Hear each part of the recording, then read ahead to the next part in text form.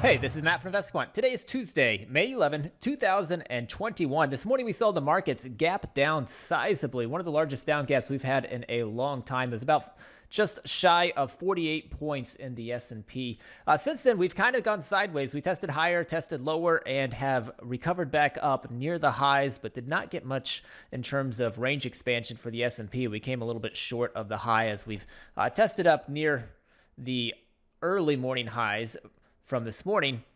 Whereas in like the NASDAQ, we were able to keep pushing higher, and the Russell, we did make new highs this afternoon. The Dow's kind of doing its own thing. It's consolidating lower, but S&P is kind of consolidating here sideways within the early range from this morning, but it is holding in the top portion of the range above its open currently as we approach the close. So what we're going to be looking at this afternoon is what has happened historically when you get a giant down gap like we had this morning, and then you're holding above the open and in the top half of the range going into the close. So I'm recording this a little bit later than usual, so I'm going to use a little bit later entry for this one. We do have entry times available for every 15-minute increment throughout the session, so you can pretty much pick any time you can think of here that you want to test.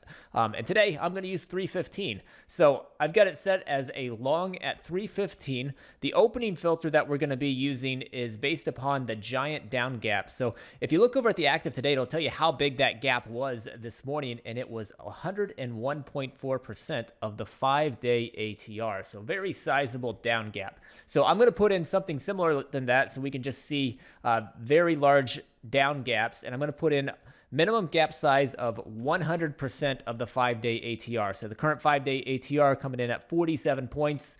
Our gap this morning was about 48, so just above that. But this will be looking at gaps that are at least the size of the 5-day ATR historically, and I'm going to click down so we can specify those down gaps that are huge. So I've got that selected. Next, I'm going to go into the post-open filters. I'm going to say we're trading above the open, and we're trading in the top half of the intraday range at the time of entry, which I've got set to 315.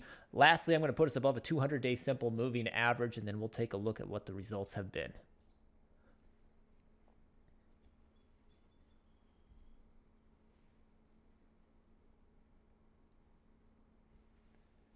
And here we go. These are the results based upon entering the market long at 3:15 p.m. Eastern Time, exiting at the close 4:15 p.m. when you get a gap down of at least 100% of the 5-day ATR. And then at 3:15, you are trading above the open and in the top half of the intraday range. This is taking place above a 200-day simple moving average.